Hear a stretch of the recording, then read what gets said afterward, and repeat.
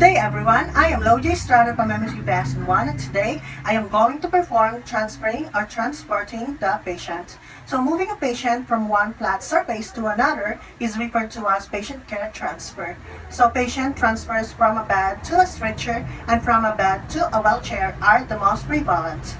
So, while it may seem simple, effective patient transfers require knowing each patient's unique needs. Patient care transfer may also refer to the movement of patients inside the hospital as well as across the facilities. So, this is to reduce the chance of injury for the patients to be comfortable with the transfer and also to be aware of the proper transfer techniques. So prior to the conduct of the procedure, I am going to close the door to secure patient's privacy. I am going to need to provide an adequate lighting and adjust room temperature for patient's comfort.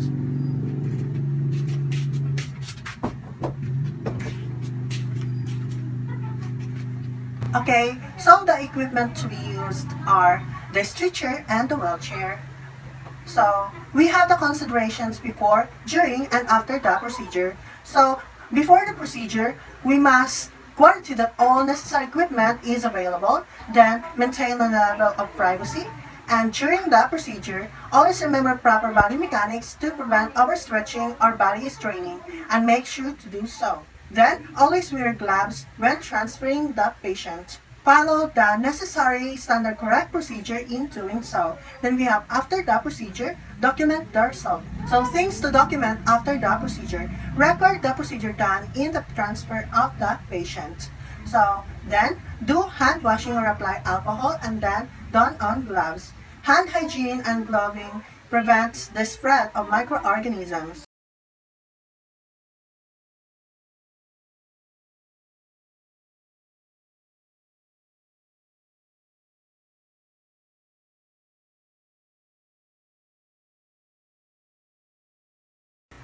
Okay, so now I am going to introduce myself to my patient and verify his identity and of course explain to him the procedure that I am about to do. Then, this is for the client's identification and it validates the correct patient and correct procedure. Discussion and explanation help allay anxiety and prepare the client for what to expect. Okay, good morning, sir. I am Loji Estrada, your student nurse for today. May I see your wristband, please?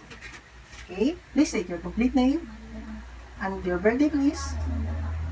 Okay, thank you. So now I am going to transfer or transport you.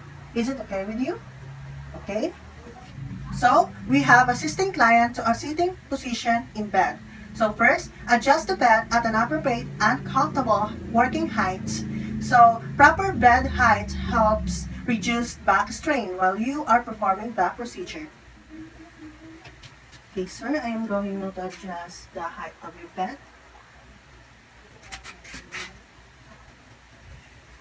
Okay, sir, please relax. Then, place client flat on bed or as low as the client can tolerate with arms on the side and palms facing downwards. So flat position helps to decrease the gravitational pull of the upper body. Okay, sir, I am going to put you in flat, sir. Okay, please relax your body, sir.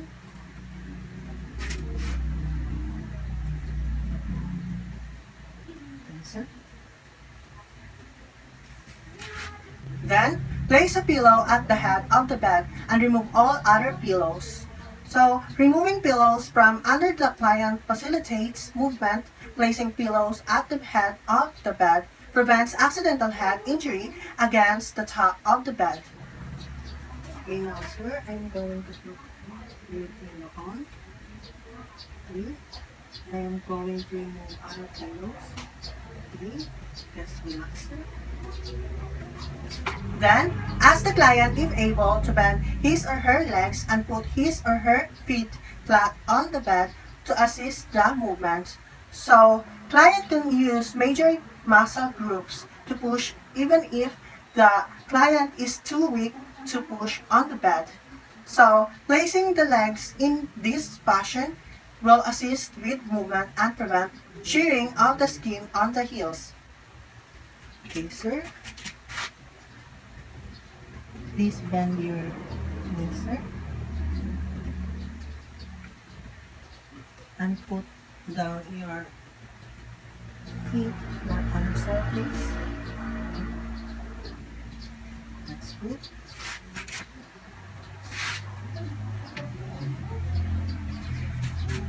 Then, position yourself at the client's midsection with your feet spread, shoulder width apart, and one foot slightly in front of the other. So, doing such positions opposite the center of the body mass lowers the center of gravity and reduces the risk of injury. Then, place your arm that is nearest to the client's shoulders over the client's shoulders, resting between the shoulder blades. So place the other hand near the edge of the bed by the client's shoulder.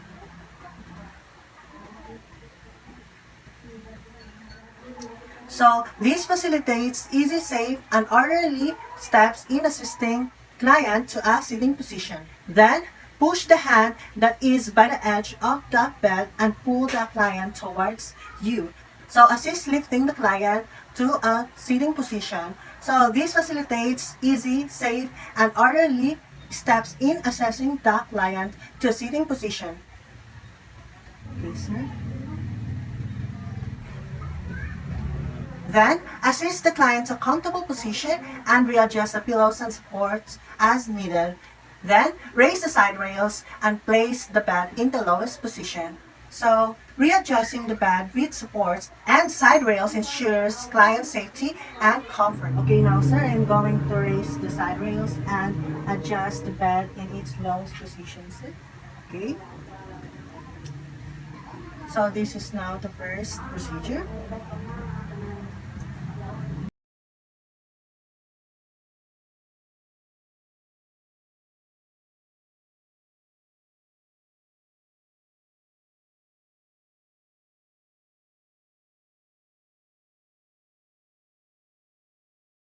Okay, so next, assisting a client to a sitting position on the edge of the bed. So first, place the bed in the lowest position, raise the hand of the bed slowly and as high as the client can tolerate. So proper bed height and positioning facilitate an easy and safe changing of position into a sitting position. Okay, sir, I'm going to raise the bed now. Okay. Very comfortable with it now. Okay, let's go. Then, encourage the client to make use of a stand assisting aid attached to the side of the bed. If available, to move to the side of the bed and to a side lying position facing the side of the bed the client will sit on. So, turn the client facing you. Place the client's lower legs and feet at the edge of the bed. So this encourages independence and reduces the strain for the nurse and decreases risk for the client's injury. So now we are going to move the patient and hold him right here and to the hips and facing towards me. Okay?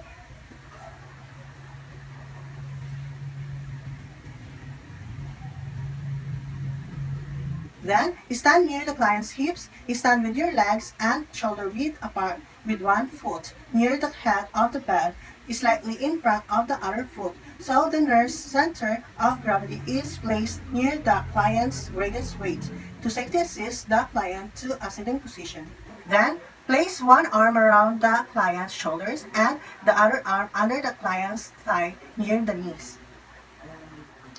So this facilitates easy, safe, and orderly steps in assisting client to sitting position. Then, encourage the client to make use of the stand assisting device. Assist the client to sit up on the side of the bed by lifting the client's thighs and gently turning the client on the edge of the bed. Keep your back straight and avoid twisting.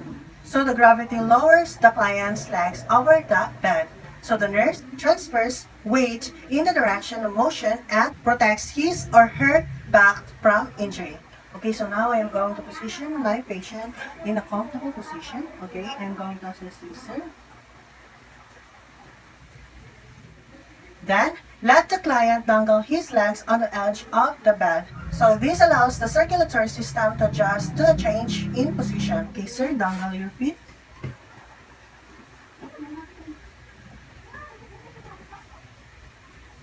Okay, that's good. Thank you. Please relax it. Okay, so now I am going to perform the transferring of patient from bed to wheelchair. So make sure the bed brakes are locked. So put the wheelchair next to the bed, facing the foot of the bed if available. Lock the brakes of the chair if the chair does not have brakes. So brace the chair against a secure object. So locking the brakes or bracing the chair prevents movement during the transfer and increases stability and the client safety.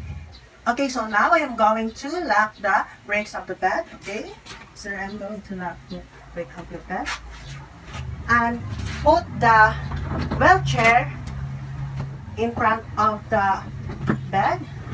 So assuming that this is the wheelchair, I'm going now to lock also the right of the wheelchair. Okay.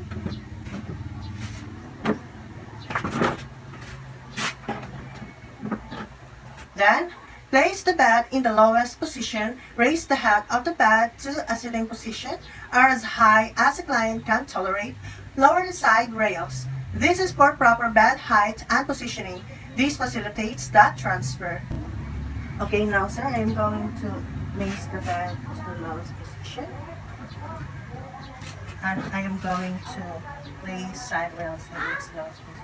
Then, assist the client in a side-lying position facing the side of the bed where the chair is. So this encourages independence. This reduces the strain for the nurse and decreases risk for the patient's injury. Okay, sir, I am going now to assist you in the side-lying position. Please relax.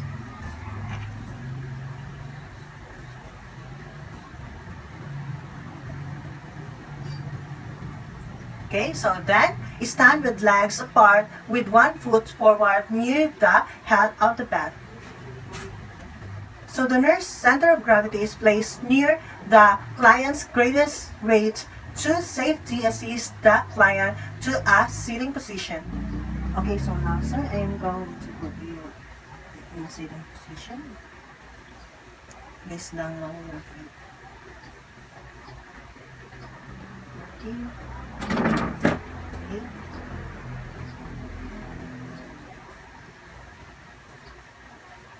Sir, please relax.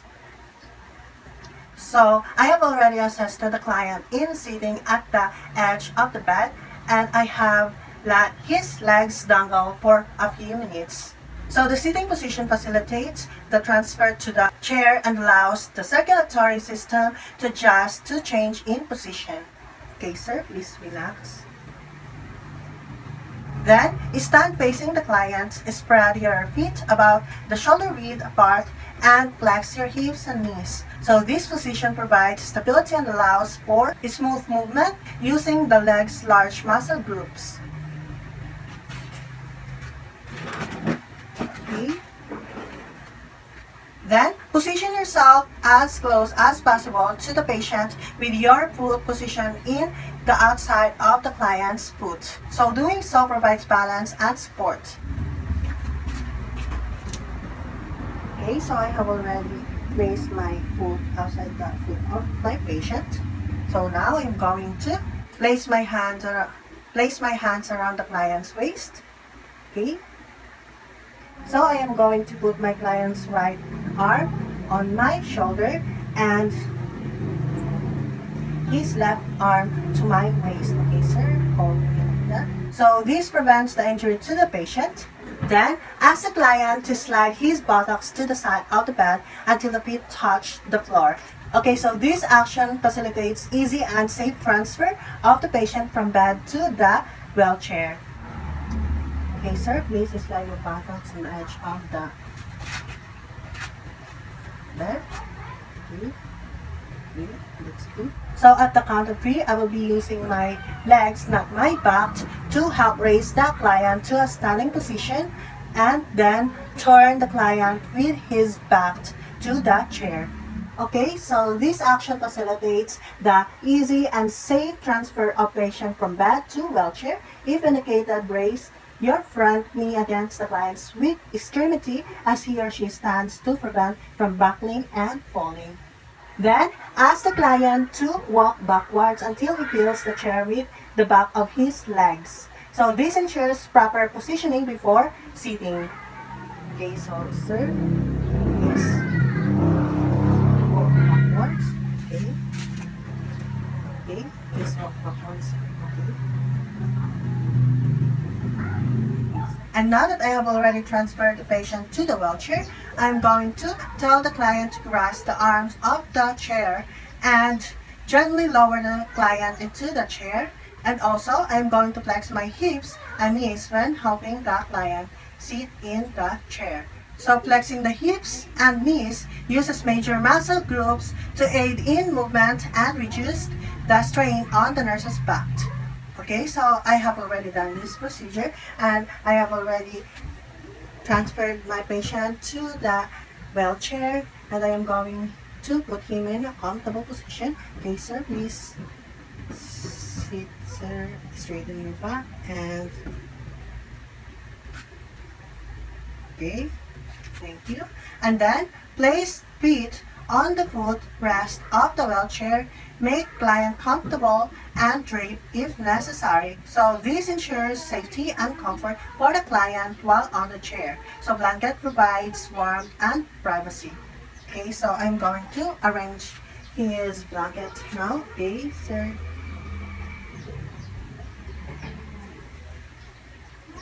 Okay, are you feeling comfortable now, sir? Okay, please straighten your back again. Okay, and relax. Okay, so now I'm going to perform transferring the patient from bed to the stretcher. So adjust the head of the bed to flat position or as low as the client can tolerate. So proper positioning facilitates the transfer. Okay, so now sir, I'm going to the pillow your head. Okay. Okay. Please relax sir. And then raise the bed to a height of 1/2 inch higher than the transport stretcher. So lower the side rails if in place. So proper bed height and lowering the side rails makes transfer easier and decreases the risk of injury. Okay, so now sir, I'm going to raise the height of the bed to 1/2 higher than the stretcher. Okay. I'm going to lower the side rails now. Okay, please relax now, sir. And then loosen the draw sheet or place a lifter under the client. So roll the sheet close to the client's body. So a draw sheet supports the client's weight, reduces friction during the lift, and provides for a secure hold. So a lifter board makes it easier to move the client and minimizes the risk of injury to the client and the nurse. Okay, sir, I'm going to loosen the draw sheet.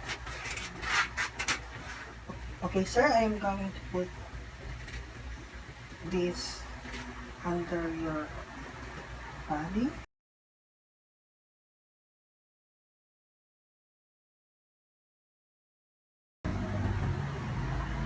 Okay, sir, please place it.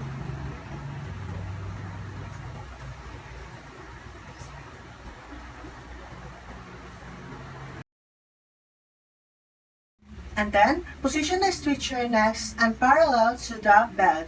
Lock the wheels on the stretcher and the bed. So, positioning equipment makes the transfer easier and decreases the risk of injury. So, locking the wheels keeps the bed and stretcher from moving. I'm going now sir, to place the stretcher. Okay.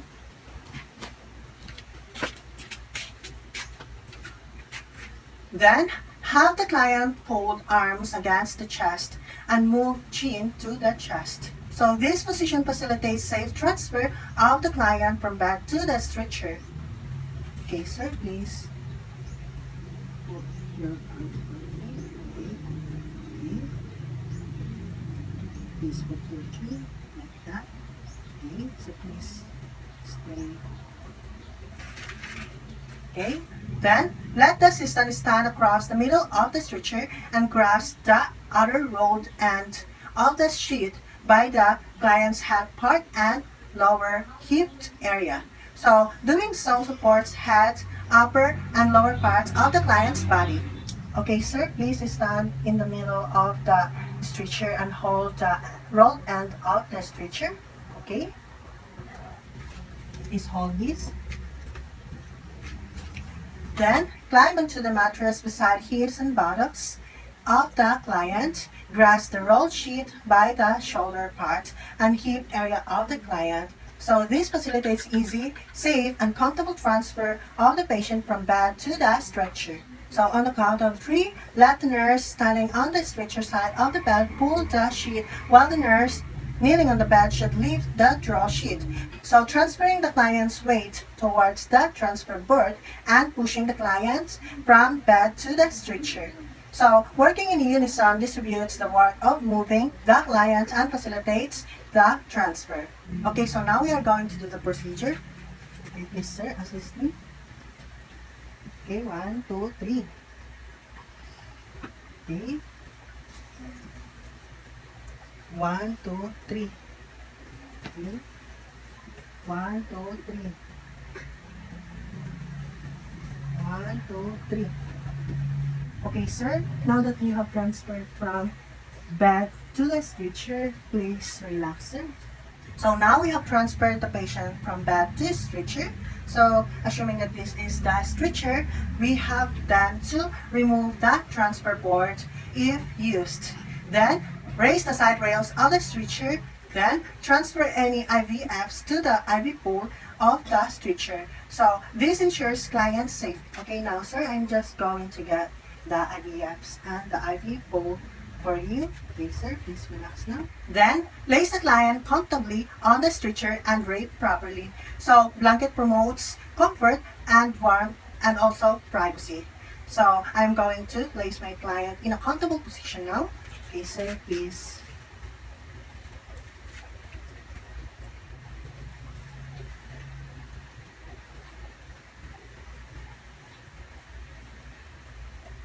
Okay, sir, are you feeling comfortable now? Okay. Please tell me if you need anything or you want something, sir. Okay. Then, remove gloves and perform hand washing. So, this prevents the spread of microorganisms. Okay, so I'm now going to remove my gloves and do hand washing. And put this on the hamper or the brush. Okay, sir. Thank you for your cooperation, sir.